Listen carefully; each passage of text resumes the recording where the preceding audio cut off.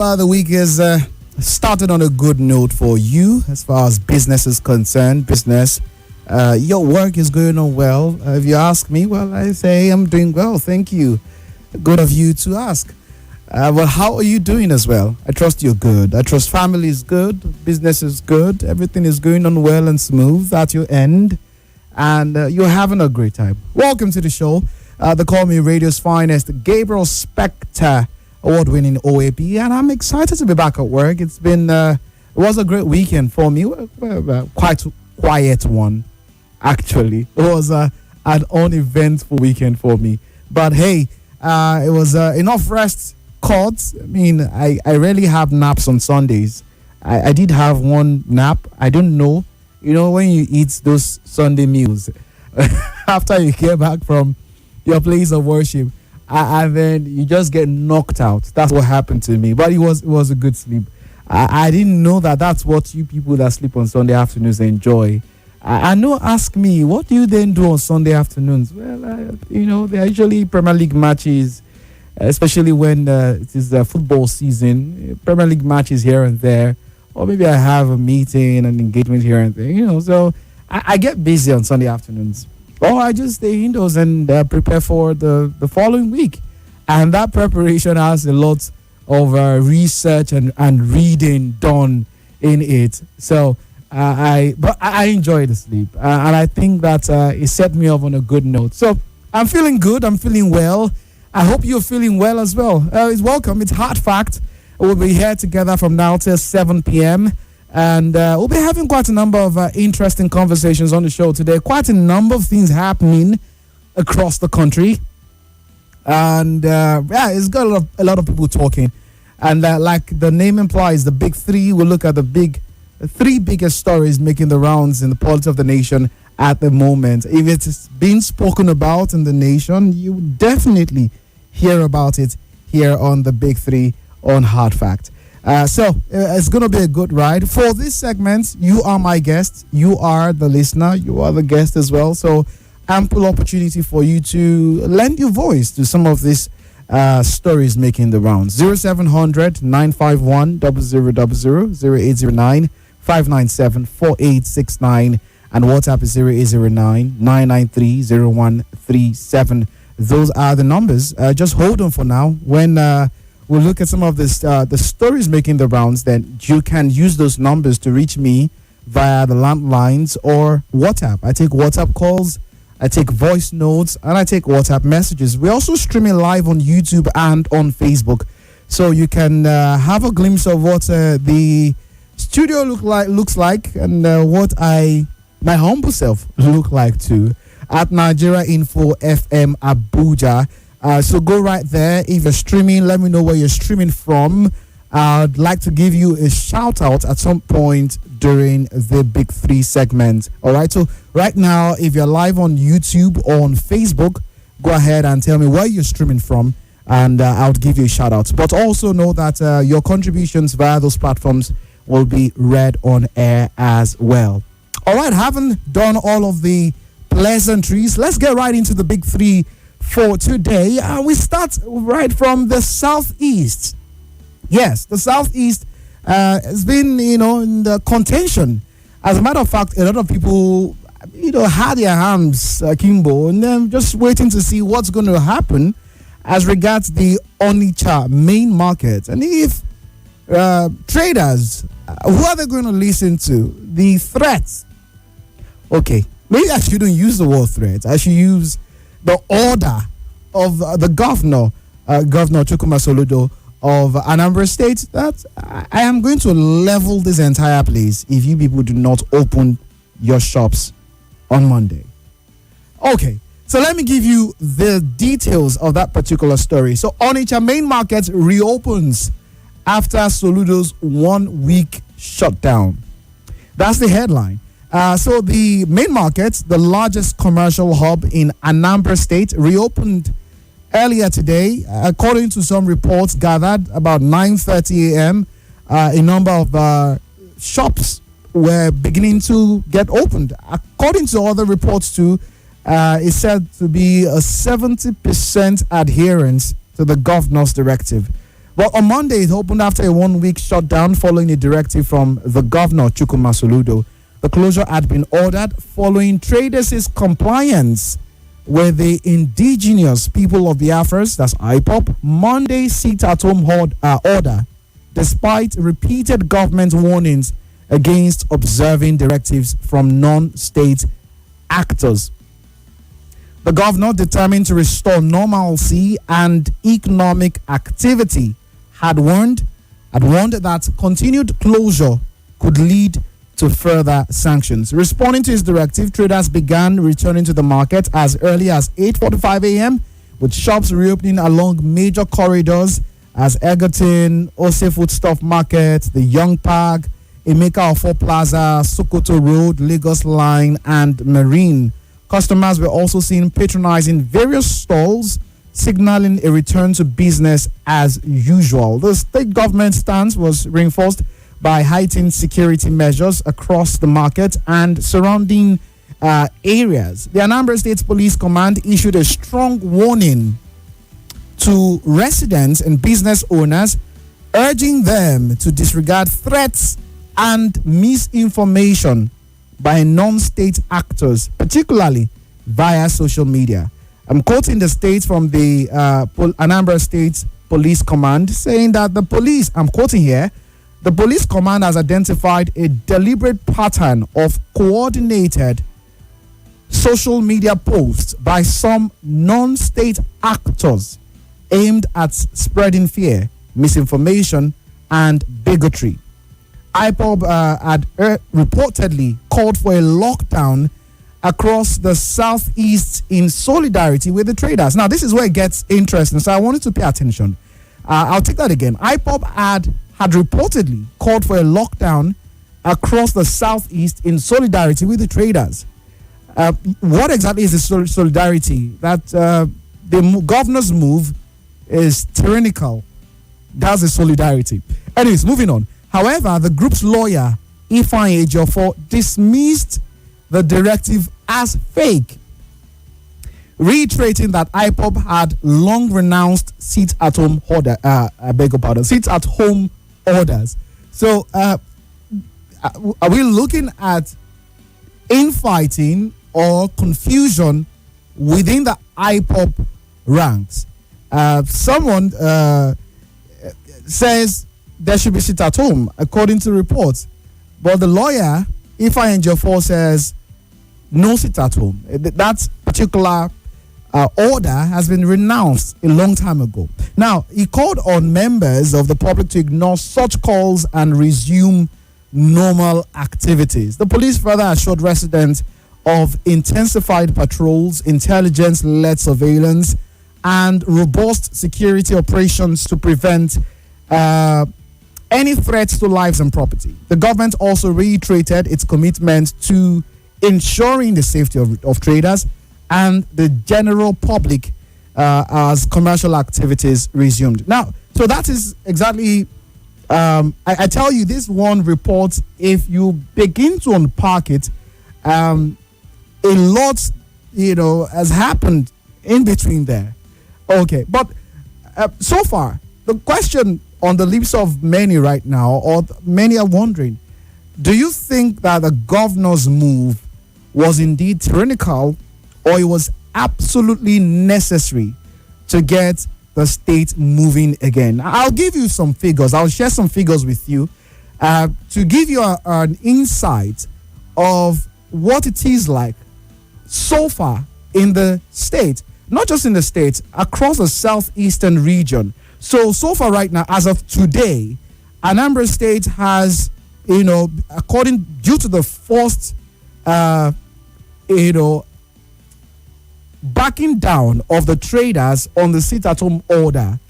Now, it has made the compliance to that order mixed right now, because according to reports, certain banks, schools are still closed in the state. That is talking about Anambra State. So the compliance level to the sit-at-home order I'm talking about now is quite mixed, all right?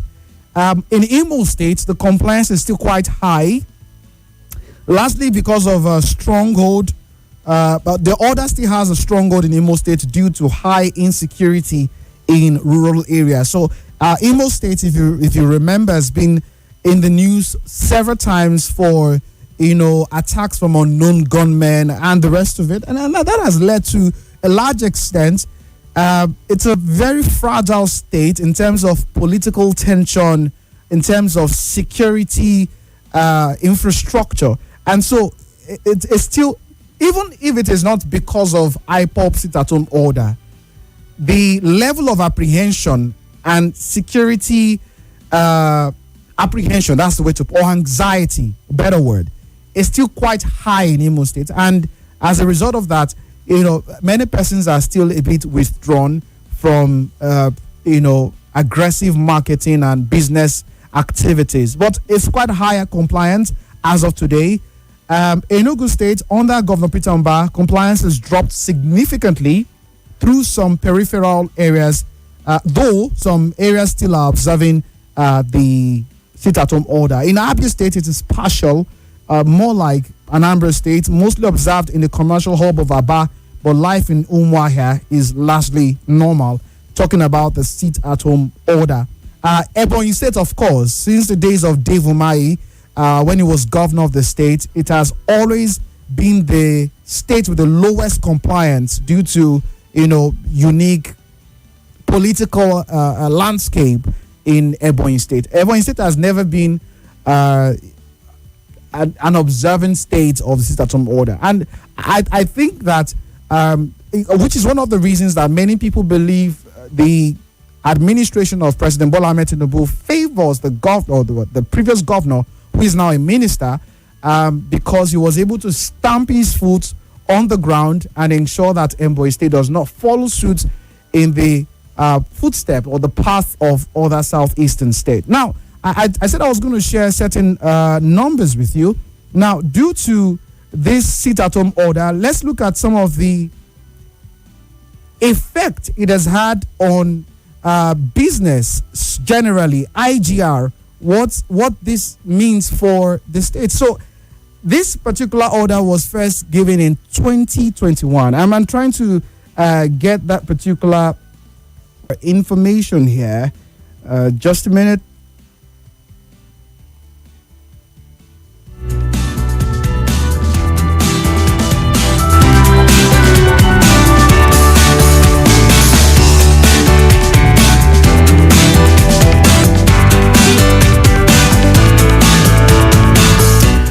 So, according to reports, the order was first declared on August 9, 2021. So, if you calculate that, shortly after the order was given, it was stopped due to pushback from the federal government, state governments at the time. But still, quite a number of insecurity concerns and enforcements of the order still. To a large extent, it was quite successful, especially in the southeastern states I mentioned, apart from Ebonyi State. So, 235 Mondays so far, 235 Mondays that has had that sit-at-home order enforced across the southeastern region. Now, according to recent reports from SBM Intelligence and state government data, the Southeast has lost an estimated 7.6 trillion naira since the inception of the sit-at-home order in 2021. 7.6 trillion naira just from every Monday that was shut down in the state. 7.6 trillion naira. Now, the Anambra State government specifically estimates the loss. The state loses 8 billion naira every Monday, while the entire Southeast region loses approximately 19.6 billion naira. Now, if you do the math, 8 billion naira from 19.6 billion naira is roughly about 40 to 45 percent of the total region, and that shows you the kind of power or the unique commercial advantage that Anambra State as a state has in the southeastern region, especially because of Onitcha main market, which is historically the biggest market in southeastern Nigeria, not just southern Nigeria generally. That market, very historical, textiles, pharmaceuticals, chemicals, and the rest of it. Over 25, is it 1,000 or 250 hectares? I'm not sure now, so please pardon me. So many figures. All right. Now, one of the biggest issues here is the supply chain diversion due to the sit-at-home order. So other states have been able to benefit. The traders from north, from other parts of the country, because of sit-at-home order, which grounded logistics, transportation to a large extent. They tell you you can't travel into the east on Monday. So whatever you do, make sure you push your journey till either you're doing a Sunday, make sure you get into the east on a Sunday night, or even from Sunday evening, people are already locking their doors, and the kind of way you want to chill here in Abuja on a Sunday evening is not quite so. I mean, I'm sure we have Southeasterners listening to the show. On Mondays is a no-go area, so just make sure you push your journey till a Tuesday morning. Then you can safely guarantee that you get into any part of the state or whichever state you're going to. So as a result, Asaba has been the biggest beneficiary. Asaba is just across the bridge, the Niger Bridge, right? The biggest beneficiary of that order, which has significantly improved Delta State's, IDR. What should have gone into Onitcha, because Onitcha is where the main market is at, now stops at Asaba, particularly for those who have, do not have that time to begin to eat and all of that. So these are some of the things that you need to consider. So do you think the Governor Chukwuma Soludo, was right to use this move, which the IPOB here are saying is tyrannical? Why use land use? In fact, it was said that there was supposed to be the traders were supposed to take attendance, which I personally find hilarious. You're talking about private traders here doing their private business, but they're being asked to take attendance. But it just goes to show that the governor was very particular about Anambra State exiting that category, or should I say that pool of state that observed the sit-at-home order, especially as the leader of the IPOB, Nnamdi Kanu, has an effective judgment against him. But this is what it is right now at the southeastern region, especially Anambra State, especially Onitsha main market. And quite a number of people are talking. Well, I just really want to know what your take is on this issue. Do you think the governor was right? A number of traders also, gave a very weak pushback. Of course, they're fighting against the state government might. They definitely wouldn't have won that war. But quite a number of the traders there, quite a number of residents are still apologists of IPOB, which has not just political stronghold in the state or in the region, but cultural also. So there's that mixture there. So quite a number of persons are still, apologists for Biafra, if I can put it that way. But what's your take on this? Do you think the governor was right to have stamped his foot on the ground and say, guys, this cannot continue further? If you're going to lock up your shops on Monday, I will as well help you do the job. I will lock the entire place. I will level the entire place and do something else with the entire land. Since you people do not want that kind, you don't want to do business, all right? Or do you think that it went too far? If you think the governor went too far, what other method do you think the governor should have taken? Because now, before I open up the phone lines, even though shops may have opened, traders, business people coming from the northern region, from the southwestern region, will they confidently rather, drive or walk into Anambra State on a Monday? So while businesses may have been open, as patronage increased, are people going to confidently walk into? Because when you have about 250 personnel around the market, watching and doing surveillance and all of it, what about other parts of Anambra State? What about other parts, neighboring communities around the main market, or getting into the place too, where anything can easily happen? So there's still that fear in the minds of quite a number of persons as regards this sit-at-home order generally in the southeast? Or are you saying that, well, it's a step in the right direction?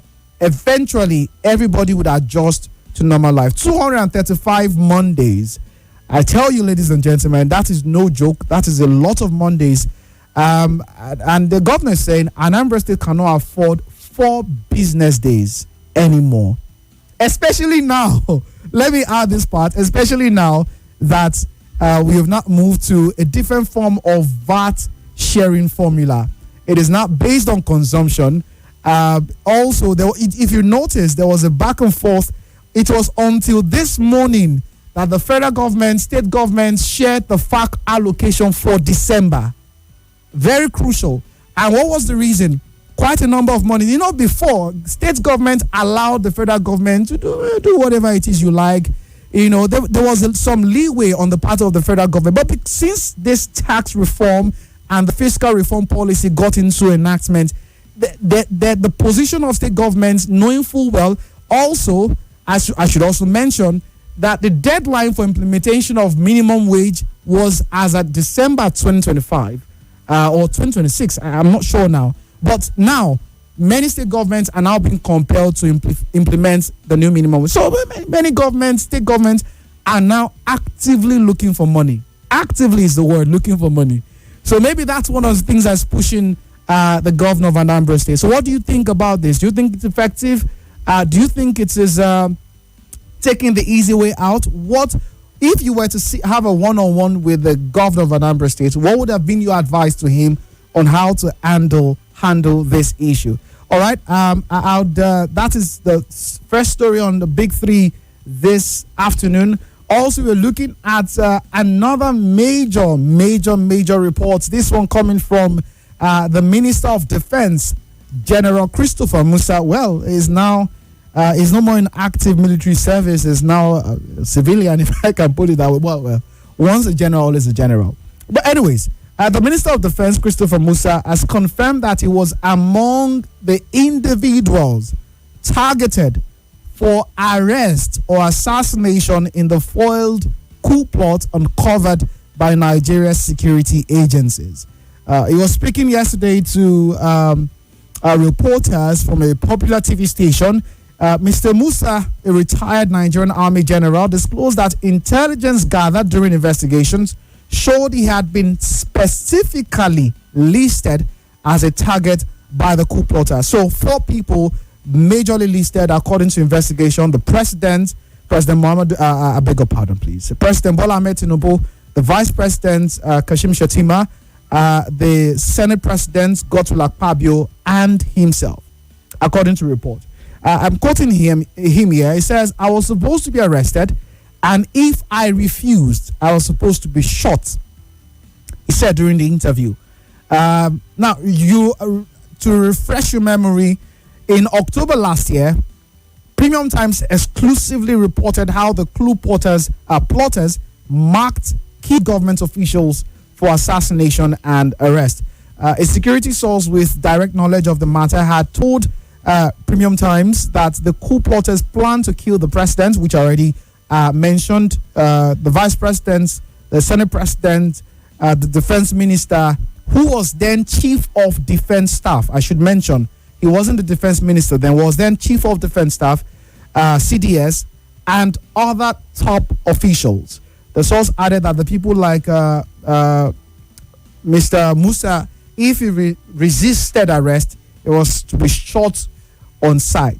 Now, quite a number of angles to this issue, ladies and gentlemen. I mean, it reminds me, it's just reminiscent of the Kaduna abduction issue. And this is where many Nigerians, first and foremost, have an issue. It is as though Nigerians are not regarded in any shape or form when it comes to national issues, as though they are not part of the country. It is quite interesting. And this was a take from many Nigerians yesterday on different discussion platforms like X. I'm part of some political conversation groups on WhatsApp here and there, and I just sit back and watch. But this is some of the things that a lot of people are having concerns with. If you're streaming live on YouTube and Facebook, you see what I'm about to illustrate. It is as though I'm using my right hand. For those listening on radio, it's as though the federal government is here, my right hand being up, and you and I, the citizens, are here, my left hand being down. So they are here up, we are here down, and that is true literally. But when it comes to engagement of the populace, of the citizens in critical national matters that concern them, it looks like the citizens are not in consideration in any shape or form in what they do and how they choose to do what they do. And why am I saying this? Initially, the defense headquarters came out and vehemently debunked the news as rumor and detractors trying to distract the government. And I'm sure you remember all of that back and forth. But meanwhile, what was going on was a lot deeper than what we even currently have right now. In fact, many people believe that even as of now, the full extent of that particular scenario is not fully out in the public yet. Now, you cannot blame any government, whether states or federal, all over the world. You cannot blame any government for wanting to manage such classified internal issues. However, where Nigerians have a problem is we are not asking you to do anything out of the ordinary.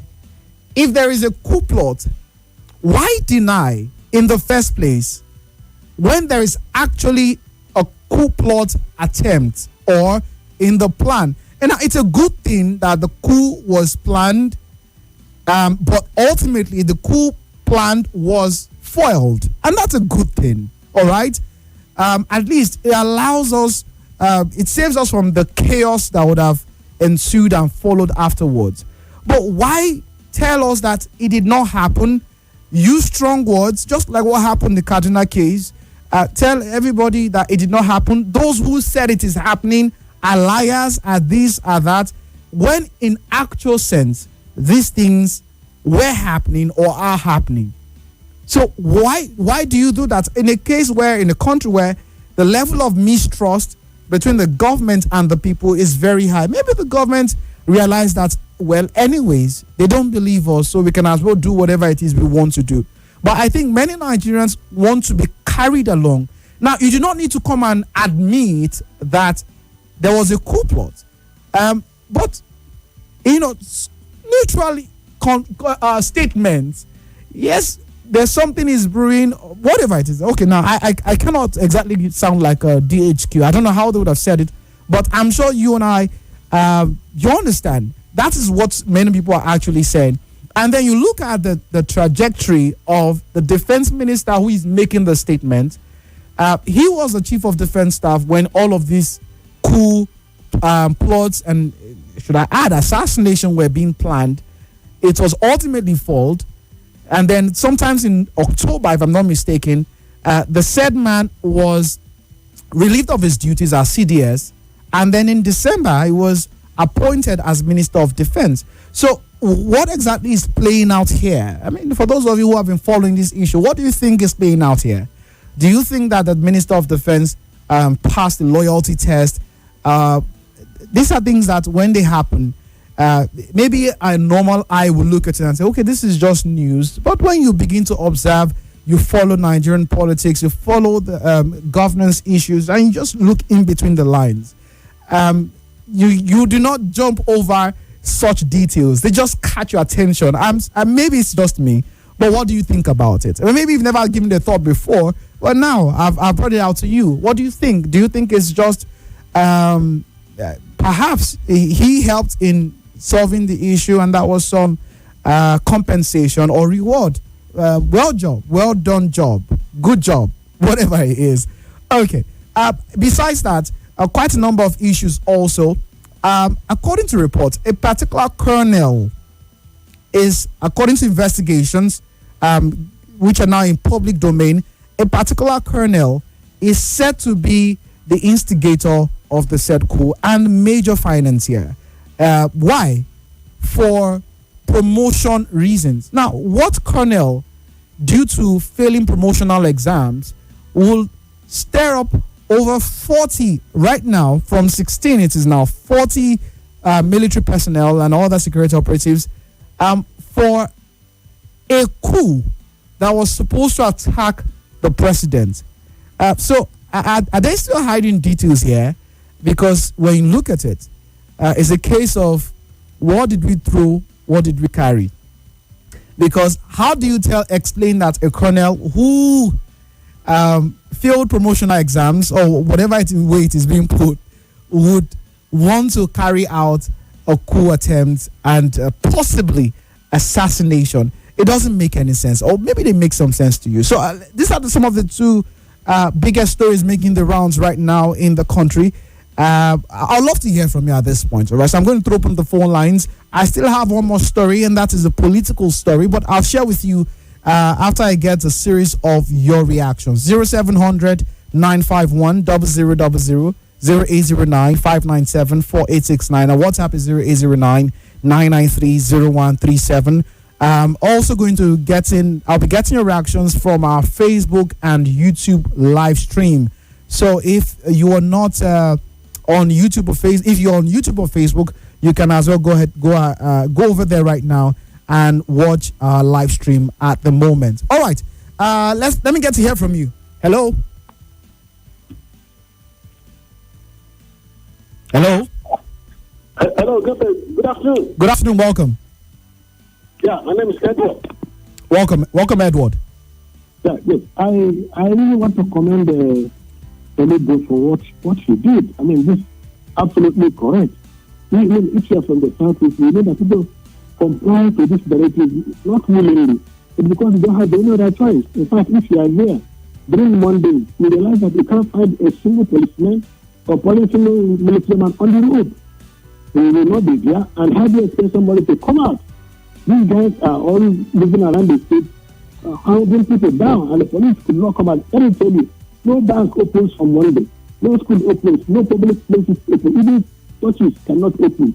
How do you expect somebody to come out under that kind of scenario? I believe that the government from the southeast never heard the matters. I love what they did. I just love what he did. Now again, there are these stretch between Ihiala, Olo, and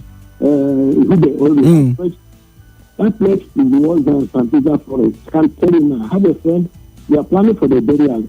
We cannot go there. If I did information will gather that this dead body cannot be brought to that community because of the presence of these criminals. APOP had stepped aside, so the criminals had taken over.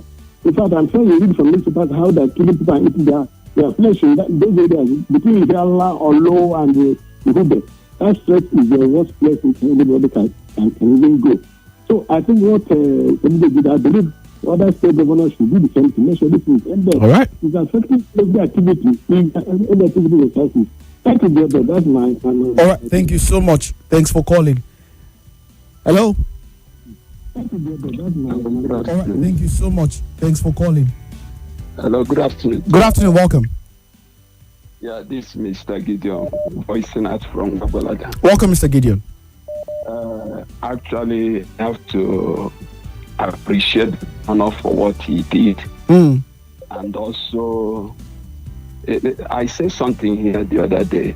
Most of people, it's not because Nandi Kali detained, they are sitting at home. Most of them are detained because they sit at home because of this violent choice, unknown government.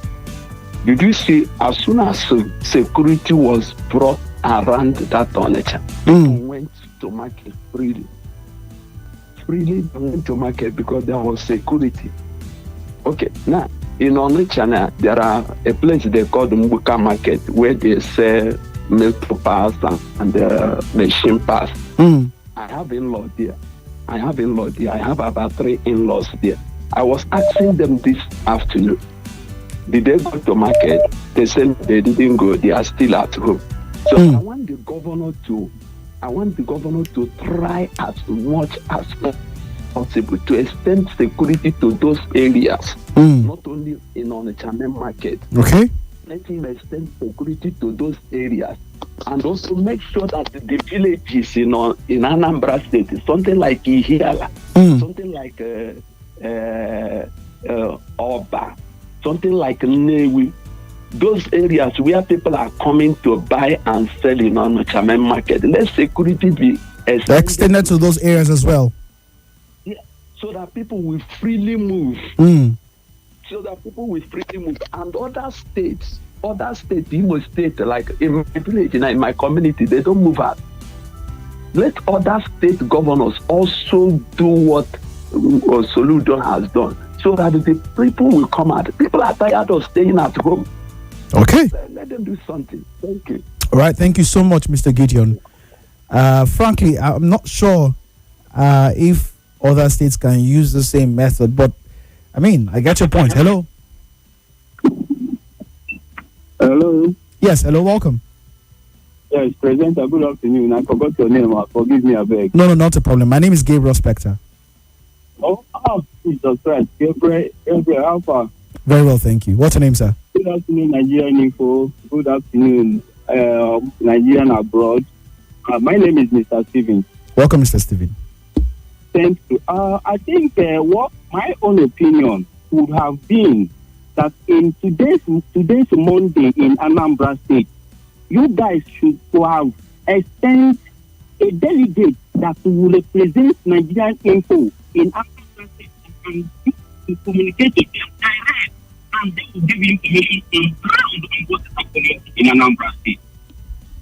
I said no for what they have to lead out in what's happening in Anambra State. I school in Anambra State, and I have my sister in Anambra State, which I have called not up to 20 minutes ago on what's happening in Anambra State. But when you come on social media houses, hearing what is happening, you'll be asking yourself or whatever. If you doubt it, I will send you a video that has just happened within 20 minutes ago on the main market, on the ground. Not about 2 o'clock. And the way you come, but I'm not agreeing to any person saying whatever they want to say, but we are not actually getting the right information, and they have lost the correct information. I've got to be honest, I struggled. I think your network was poor. There was poor reception at your end. So I was struggling to make sense of what you were saying. Maybe you want to call me back as soon as you can. All right, quite a number of messages here. Pastor Shion Adeagbo from Guarimpe says, if the states can calculate how much was lost due to sit-at-home on Mondays, they should also calculate how many lives that would have been lost if the people had defied the order. It's better billions are lost than lives being lost. All right, so Pastor Shion Adeagbo, are you saying that the governor should have allowed the sit-at-home order to continue? What exactly are you saying? I would like to, if you can reply. All right. Joy in Maraba says the governor was very wrong because an average Igbo man is a Biafran and a strong sympathizer of Mazi Nnamdi Kanu. So forcing the traders to cancel sit-at-home on Mondays, which is seen as a tool to persuade the government to free Kanu, was very wrong. Let the traders be allowed to decide that themselves. Joe in Maraba. Well, Joe, I'd like to remind you that the sit-at-home order began way before Nnamdi Kanu, got a judgment in court. So I do not agree with you that it's a move to force the government, persuade. That's not persuasion. That's not persuasion. Since 2021, and the non-state actors enforcing the sit-at-home order in a sovereign nation like Nigeria. I mean, I think it's something that you might want to reconsider. Well, thank you for sharing your thoughts anyways. Takubo Kennedy from Cuba says, issues about security is a very serious matter. The former chief of defense staff said they decided not to admit the coup then because it is an ongoing investigation and they don't want others to escape. All right. We haven't known the truth concerning this school issue. I don't believe they've been telling us, or they're telling us, because of promotion that makes them want to overthrow the government. The truth will come out soon. Olaleye Babalola from Katempe shared. Umar Faru from Kuwasi, Ghana says, good afternoon, Mr. Gabriel Specter. How is afternoon and your weekend? Well, very well. Thank you. Yes. Good afternoon to callers and esteemed listeners all around the world. Well, for me, Dr. Soludo has done absolutely the right thing, and there is no any other way around. How can some uncanny, unpopular, and distressed would want to hold a particular region or state in ransom, and the governor would want to fold his hands and watch the state go wretched? And some people would want to come against it. Well, for me, he has done well, and other governors should emulate too. All right. Good afternoon, Gabriel Chima from Apple texting. One of our major setbacks in this country is that we always treat the symptoms and leave the main sickness. Is sit at home as old as IPOP struggle, or did it come up later? Soludo, as one of the governors in the Southeast, should put hands together with other governors and push for the release of the IPOP leader who is serving a lifetime jail. Life jail term, I meant to say. Any other thing outside this would not solve the problem. Even the extrajudicial killings in the Southeast, especially in all Imo states, by the security agencies, will not stop the sit-at-home order. It is a pity that journalists don't report what is happening in Imo State. The big question is, who are the unknown gunmen? Are they the IPOP security agents in disguise, or hired machineries paid to give IPOP bad names? Chima from Apple stating. All right. Let's see. Do we have more calls, or let me take some messages from Facebook and YouTube? All right. From YouTube here. Good afternoon. Viewing from Day Abuja. Nice suits, bro. Thank you very much, King Fresh. Eze Ikena says, well, what prompted the seat at home for the first place? Free Mazinam Dekano is just the only way to go. Okay. Hi, Gabe. Prince Okifo from Edo State Capital. You look posh. Thank you very much. On Monday, sit at home. It's a battle between light and darkness. It's good to pander to light now, which is disregarding the so-called IPOP command of Monday sit at home hogwash. I'm not sure I understand it, but thank you nonetheless. All right, Dauda Agim says, Gabriel Specter, well done. Thank you very much, Dauda. Ifeanyi Ifeko says, okay, all right. Thank you so much, Ifeanyi. I see your message as well. Let's see reactions. Okay, that was actually Facebook. Okay, now I'm going to YouTube. All right. This is Ata Omoro. Hi, Gabriel. How are you today? You look good. Nice outfit. Thank you very much. Well, please do not mind the outfits. Well, thank you for the nice words. Well, it's just a suit, ladies and gentlemen, please. All right, 0700 951 0000 0809 597 4869. Our WhatsApp is 0809 993 0137. Hello. Hello, Specter. Good afternoon. Good afternoon. Welcome. My name is Victor, Airport Road. Okay.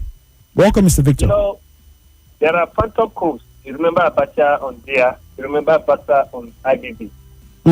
So if really there was a coup, they could have carried it out without even the government knowing. When the government, what I see in this country is that when the government is failing, you look for a way to get party from the citizens. I will share this for free because my father was in the military. No coup that will come that they say that it's how do they call it? Suspected coup. You don't want to succeed or succeed. One hand. Have a nice deliberation. All right. Thank you so much. Hello. Hello. Good afternoon. Yeah, good afternoon. Welcome. What's your name? Yeah, okay. My name is Chris. I'm calling from Abuja. Welcome, Chris. Yes. Well, concerning what is happening in Anambra and the sit-at-home and the losses being encountered, well, let it be on record that by Nigerian law, IPOB is a terrorist organization. Having said that, whatever that is coming out of them, this morning I read in the social media where their spokesman are not powerful. Yeah. They resigned from being the spokesman of IPOB. But aside from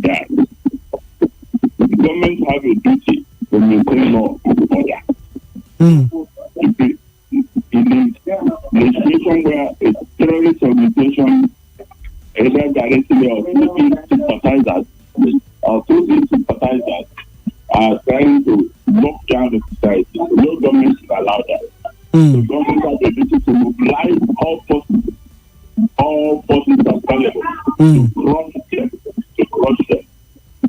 To crush them? Yes, to crush them. To crush them, whatever that means. Biafra, by Nnamdi Kanu, is not an equal agenda. It is not an equal agenda. It should not be misconstrued. Equal agenda, as most people are talking about. It is his personal agenda with the ultimate motive of making money. He targeted the illiterate group of people and brainwashed them. That they failed to ask this Biafra, how is it going to come about? In the Nigerian constitution, there is no room for referendum. It's found in our constitution. As constitution amendment is going on, they will not even submit memos to ask for a referendum if they want a sovereign state. I am an Igbo man. I experienced the Civil War. So it is Nnamdi Kanu, thank God that judgments are taking place. He is serving his time. And the order of his sympathizers and followers are still causing havoc in the Southeast. It's only a matter of time. All right. Secondly, security is everybody's business. You are sitting at home and said because they will kill you, who is going to kill you? Criminals. You cannot allow criminals to take over a state, a sovereign state, with its own army and or everything that makes a sovereign state a sovereign state. So whatever they are, no matter their number, all right. By facing one thing, it's a matter of time, all of them will be crushed, whatever that means.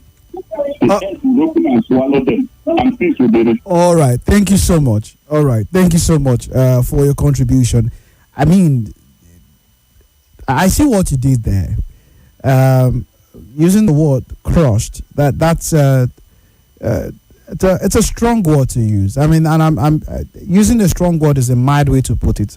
And I'm sure you're aware because you went on to say whatever that means. I do not think that it is, because at the end of the day, even when you have, it's just like the judicial system where somebody was caught doing something, maybe stealing, and as far as the court is concerned, the person is still innocent until proven guilty. All right. So even if in the midst of agitators, I strongly believe that it is not a good position for a government to look to crush. If you're looking at crushing anybody right now, it should be, the unknown gunmen, the bandits, the terrorists, the insurgents that are ravaging communities. Those are the people that we should be crushing, and not people, merely for having agitations. Now, I mean, it's just that word, right? But moving on, very critical statement that you did make. You said something very crucial. You said that not every Southeasterner, right? Not every Southeasterner is an apologist for for Biafra, for IPOB. And I mean, that is a very, very crucial fact that has often been mentioned again and again. Not every Southeasterner is on the same page as regards that. I do know that if there's ever going to be any reason whatsoever for the Biafran state to become a thing, then you're going to need the majority of Southeasterners to be on the same page as regards this one issue. But I mean, look at it at the moment. In Nigeria as a country, currently, where there are 15 senators from the southeast. All right, 15 senators from the southeast, 3 per state: Abia, Anambra, Ebonyi, Enugu, Imo. So all 5 states have 3 senators each in the red chambers, making 15.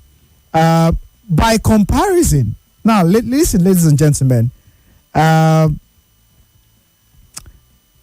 All that because of the fact that there are fewer states in the southeast, Northwest has 21 senators, and other zones have 18 each, because of the 6 states that they have. Now, House of Reps, the region has 43 members in the green chambers. Anambra has 11, Imo has 10, Abia 8, Enugu 8, Ebonyi 6. All right, and currently there are 5 ministers from the southeastern region in the president's cabinet. 5 ministers. There's David Umahi, the Minister of Works. There's Doris Anite from Imo State, Minister of Industry, Trade and Investment. There's Nkiruka Onge Jocha from Abia State, Minister of State, Labor and Employment. There's Bianca Odumego Ojukwu from Anambra State, Minister of State and Foreign Affairs. And there's Kingsley Tochukwu Ude from Enugu State, Minister of Innovation, Science and Technology. There's one particular minister, I didn't mention the name properly, so I'll mention it again. I think my voice was quite low when I was talking about it. I'll mention it again. Bianca Odumego Ojukwu from Anambra State, Minister of State for Foreign Affairs. She's also a minister. Just if you are not aware, I just told you now. So that's you have all of these persons in the president's cabinet and in the legislative. Maybe indeed you're correct. Not all Southeasterners are on the same page, and this has been a major source of contention for persons speaking against, even Southeasterners speaking against the Biafra movement. If you're going to actually do this for the cause of the Igbo people, shouldn't you try to get all Southeasterners on the same page first? But that's, by the way, I think we have long gone past that level of conversation a long time ago. Anyways, let me get back to your reaction, all right, or your reactions. This is social engineer Comrade Fodo. This is a quite lengthy one. Comrade Fodo, please. And I really implore us, kindly make the messages as brief as possible, all right, please. Okay, but let me try this one. But subsequently, try to make it concise and brief. Gabriel, the manner Governor Soludo has been going about things in Anambra is quite tyrannical. And such is not in line with Igbo traditional political culture and democracy. Governor Soludo, who is a professor, should have acted based on our age-long culture of consultation with the stakeholders. This is because compliance that is forced may not last. The governor has not addressed the issue of insecurities, which is one of the reasons for stay at home.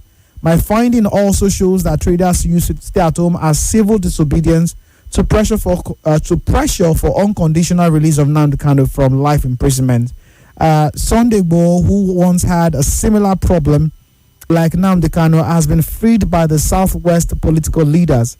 Governor Soludo and his fellow governors from the Southeastern seem not to care about how their kinsman Kanu is being treated by the federal government. The actions of Governor Soludo on Onitcha market are off mark.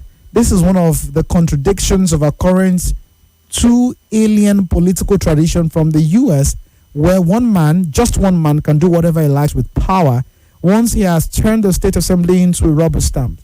This is a great variance with our traditional Igbo method of decision taking, which is usually based on consultation, consensus, persuasion, and plea. Well, I hear you, Comrade Fodo, but the question is, if the governor had gone through the route of consultation, would the people, the traders in Anambra State, would they have gleefully, cheerfully gone back to doing business on Mondays? That's the question. If not for some people who are ignorant, how could some group of people force you to stay at home every Monday? If I'm Soludo, I will close that market for 6 months. All right, Mr. Olale Babalo, I can understand why you can't seem to relate with it, but I tell you, for people who are even neutrals in southeastern states, I tell you for a fact that they didn't find it easy. There was a time when the insecurity crisis from sit at home in a bid to have, do you know what it means to have a full state comply? Almost 100% compliance throughout 22, 23, 24, 2023, 24, thereabout. Almost 100%. Do you know what it means?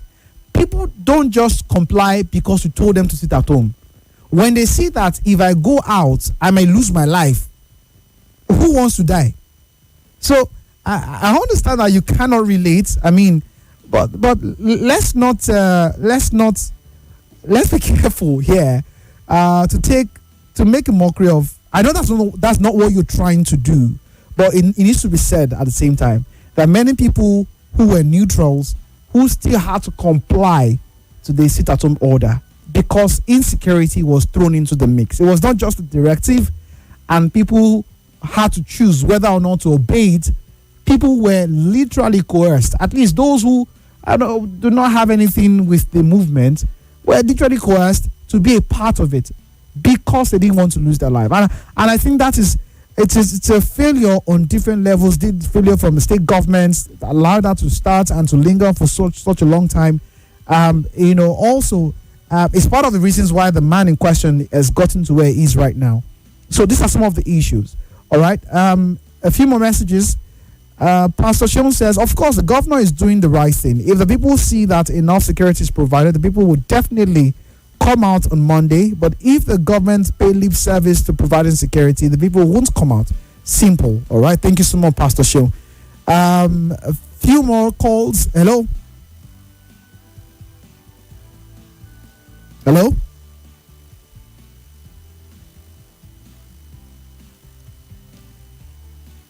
I can't hear. Are you there? Hello, good afternoon. Good afternoon. I can hear you now. Yes. Welcome. I can. This is Chigo. Welcome, Mr. Chigo. Thank you. Okay, let me comment on your outfit today. I saw it on Facebook. Yeah. Thank you. That is first. Yeah. Let me say yes. Soludo. Gabriel. Yes. You see, but you cannot force anyone to go to his shop or her shop to come out to buy or not to buy. You understand? What Soludo is doing, what I see is doing is forcing people to come out. Why you have not raised the issue of security? How long will those military men now that are there stay on that place? How long will they keep staying that place? Will they be there forever? You must address the issue. You are forcing people to come. Anybody that fails to come, you will lock his shop. In fact, you will stop. In fact, you will do this and that. For what? These people are paying for the rent. They are paying the revenue and everything. Was you not threatening them on that? It's not good. It's not good. You can't force me. Okay, now they are taking the record of people that came today. What if somebody have traveled for something or for something else, and now comes back and discovered that his shop was blocked because of it did not open till Monday? What will happen? What will happen? It's not that is not the way to govern people, to treat people. All right. How do you know people that went for the new something, or people that just decide because of a sit at home and they observe it in a market, in a big market like that? All right. Thank you so much, Mr. Chigo. Thank you. All right. Security first. The governor should have considered security. Let's see. Do I have a few messages? Yes, I do. Daniel from AY says, good afternoon. If sit-at-home will make South politicians do the right thing about Nnamdi Kanu, so be it. They should go and facilitate the release of innocent Nnamdi Kanu if they want sit-at-home to stop. Kanu was incarcerated unjustly. They should do the right thing now or never. Daniel from AY.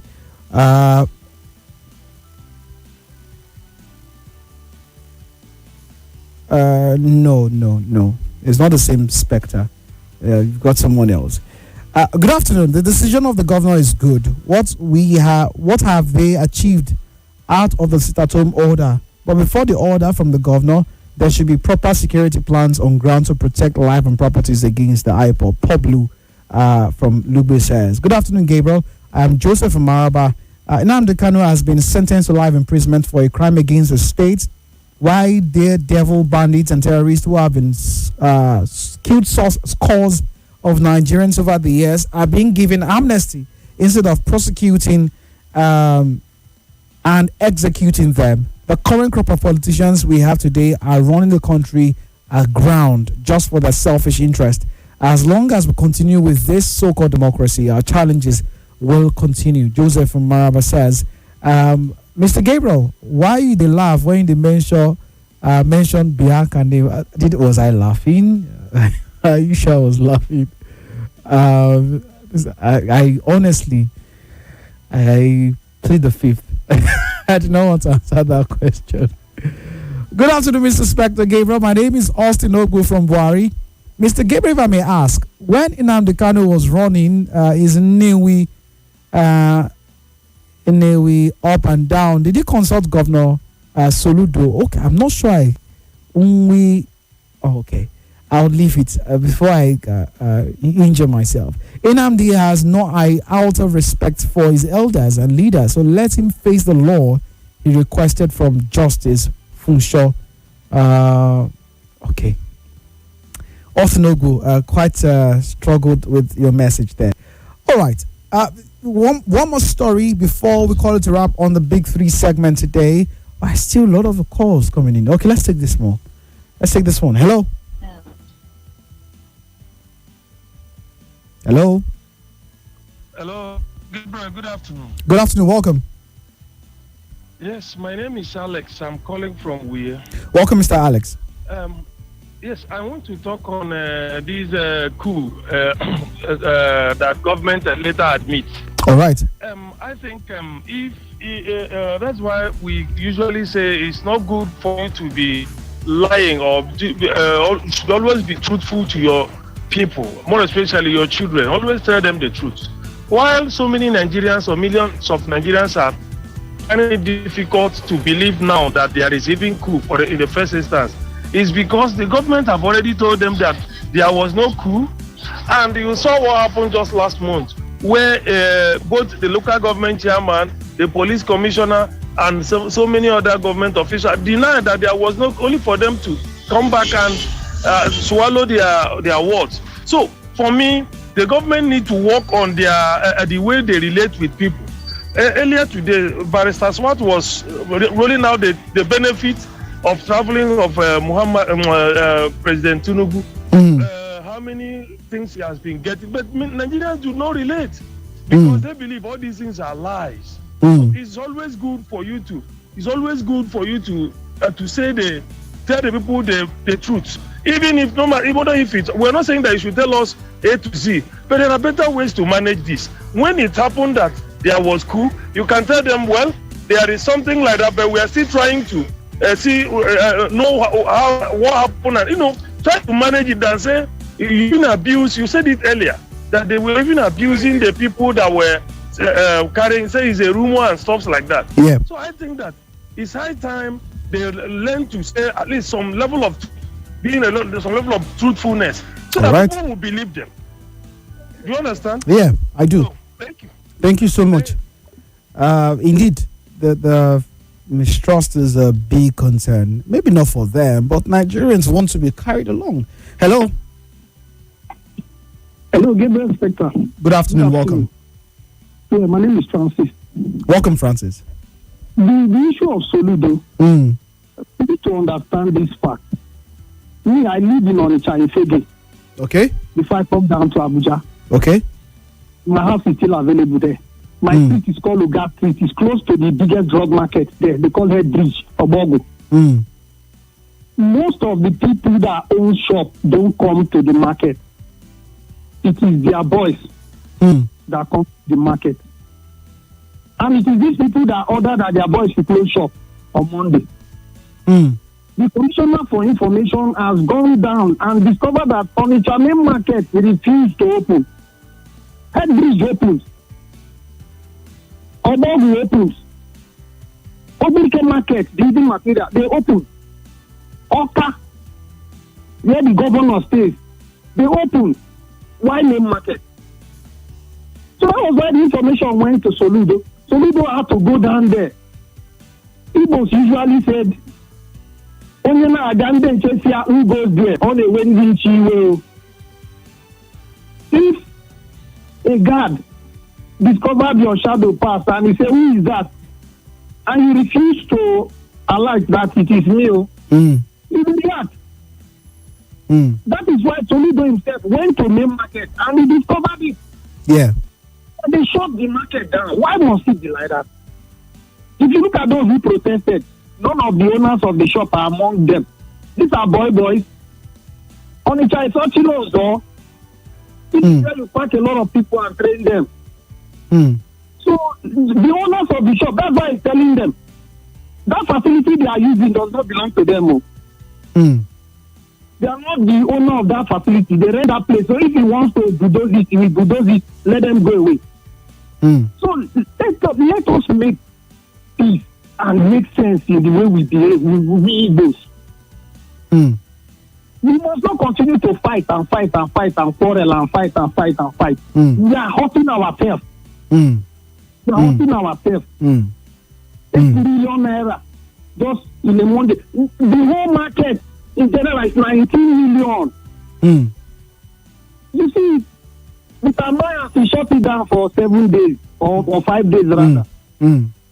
So, all right. You are losing me there. You are losing me there. Let's stick to English. Thank you, my brother. Thank you so much. Thanks for calling. I mean, that was quite passionate. You'd have to agree with me.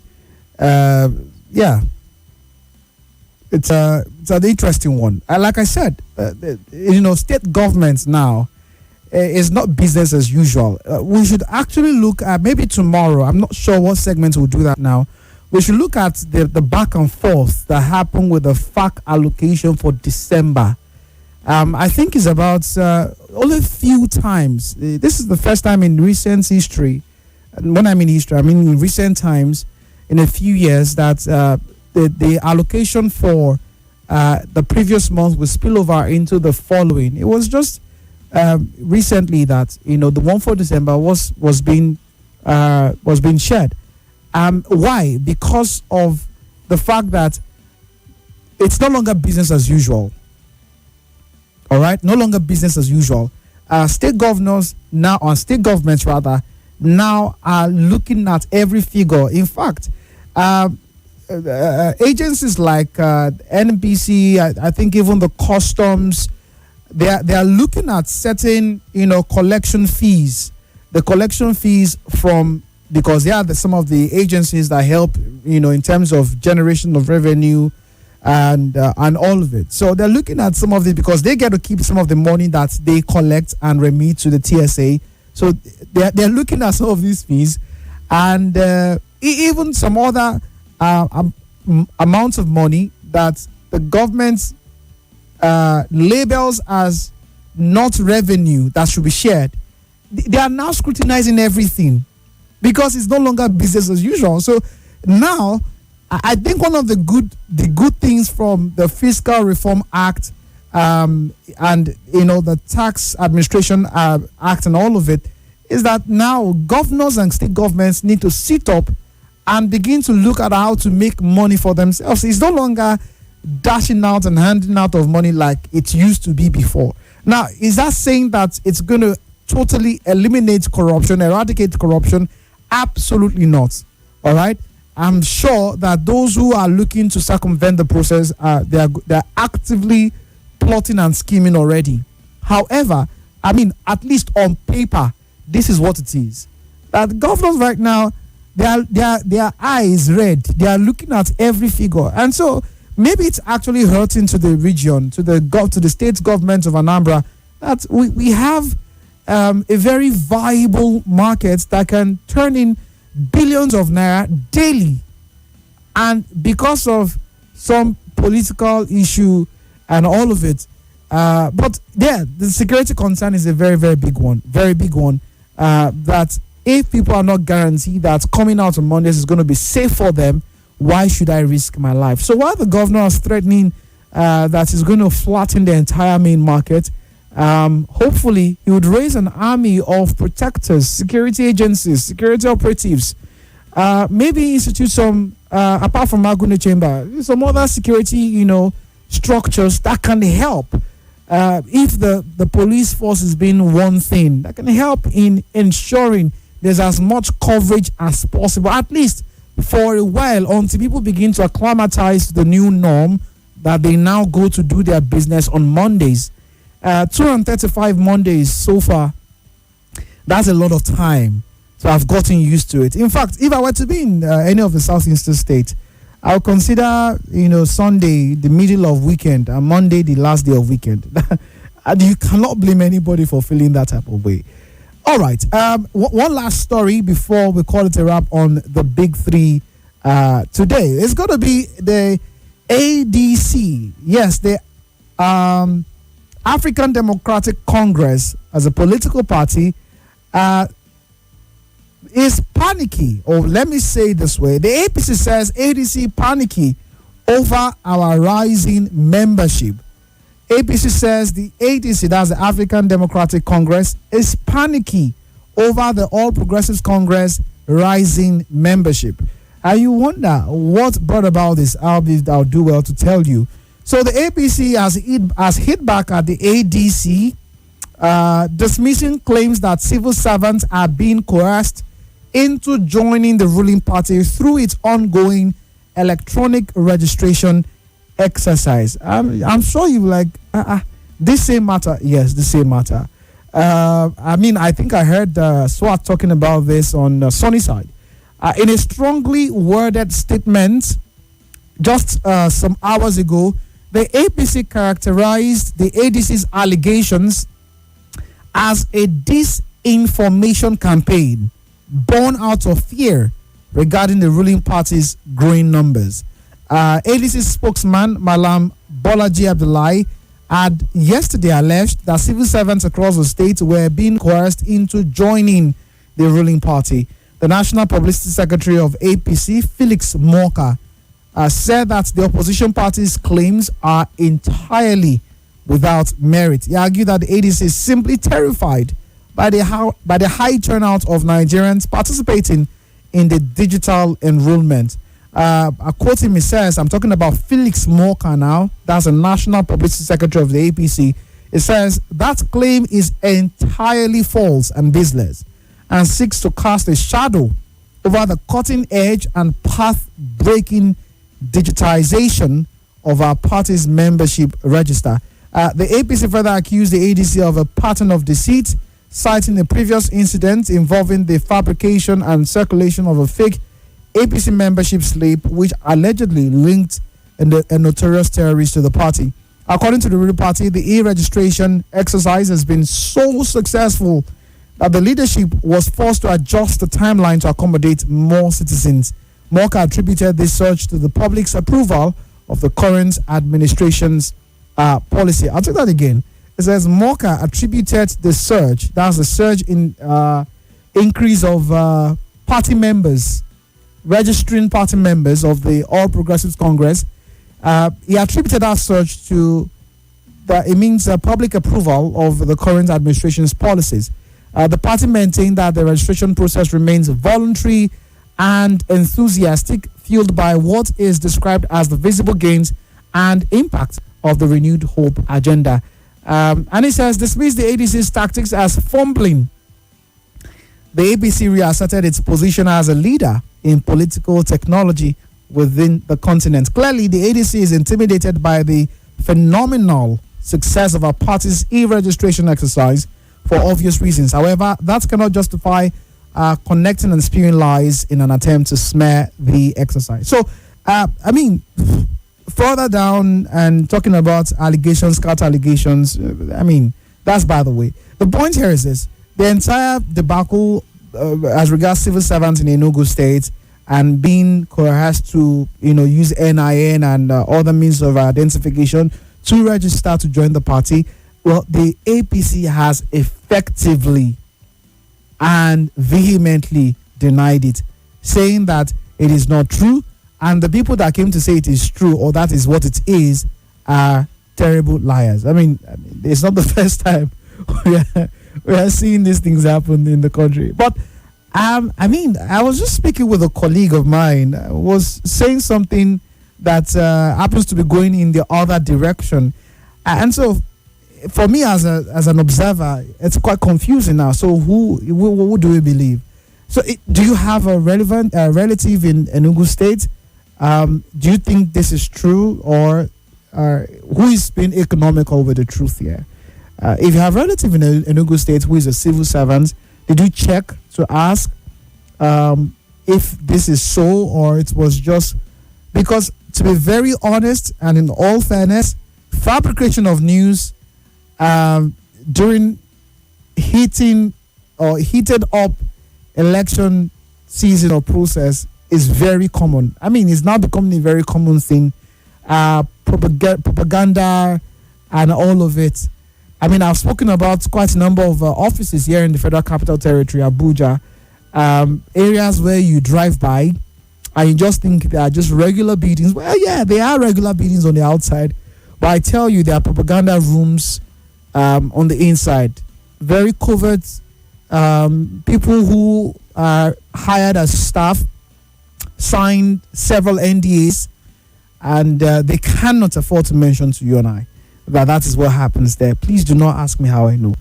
But yeah, so I just said all of that to tell you that it is very possible. I mean, fabricated news that are totally false, untrue, baseless, unfounded. They are common when the politics is heating up in the country. But is this another case of such, or you think that one party is being economical with the truth? But again, a lot of people have been talking about the growing numbers in the APC. I just saw online before I came on air that a particular chieftain in Kano State, a woman, I think the commissioner of women affairs, please, I'm not sure, I'd have to check to be double sure. I just saw online that I didn't read the details, but I saw that she had decamped from the NMPP to the APC in Kano State. So great numbers for the political party. And I mean, I was listening to SWAT show just before I came on air, and some of the comments, some persons were talking about the APC. Ladies and gentlemen, let me remind us, where the APC is right now is where PDP was some years ago. All right, so Nigeria is the barrack here. All right, soldier go, soldier come, barrack will remain. Nigeria being the barrack here. I mean, like I said, where the APC is right now, it was PDP. And this is how many of you spoke about the PDP that time. I was going to call them all manner of names. So I don't think it makes much difference calling the APC name. But we have real issues here. All right. Quite a number of persons have said the APC and the growing numbers is exactly what led to, I wouldn't say death, but the level that the PDP find itself in right now. Do you predict that could also happen to the APC? The APC, please, ladies and gentlemen, is a political party. And political parties, and I can say this confidently even on live radio, political parties in Nigeria are without ideologies. I cannot, if you're an APC member, PDP member, ADC, Labour Party, I'm throwing this question to you. What is the ideology of your political party? If you're into partisan politics, what is the ideology? What do you people stand for in your political party? I'm waiting to be schooled. If you have any, come and tell me, right? But I mean, whatever it is you tell me, I can't even believe it, because you look at it, really, all of the political parties are simply conveying vehicles. They're just vehicles. If this one does not suit me well enough, I just alight and I get into the next vehicle that is going the other direction. It's as simple as that. Joining political parties, I mean, some people from PDP, ABC, back to PDP, back to APC, names. So it's just what it is. Anyways, let me get back to reactions. What do you think is going on here as far as the ADC's comments on the registration of civil servants, which the APC has come out to publicly deny and say it is not true? That did not happen. And the ADC is just jealous of the success of the electronic registration of party members in the state. I would love to hear from you. A few more reactions. John from Yanga says, Philip Morka should stop the propaganda. The APC has been known for over the years, even when they were in opposition. Nigerians are fed up with the ruling party, propaganda and bad policies that has thrown Nigerians into abject poverty. Nigerians will mark their script in 2027. All right. I didn't know that we're now examination invigilators. Well, anyways, let's see what happens in 2027. All right. Let's see here. Hello? Hello? Hello? Yes, welcome. Good afternoon, Gabriel. Good afternoon. Okay. Welcome, Abubakar. Thank you. Only things that will resolve the agitation and the political solution to resolve the whole agitation entirely. They are going to cannot use operation or terror to make people stay away. It is political solution. Just like the way Abubakar, I'm so sorry. I was struggling to hear you. You know what? Please call me back immediately after the commercial break. So let's go for this commercial break. More talk, news, and sports after this. Introducing the V380 Max solar camera, which features water and dust resistance, two-way audio communication, crystal clear picture quality, strong and stable network, and long-lasting battery life. Enjoy 1 year replace warranty plus 100%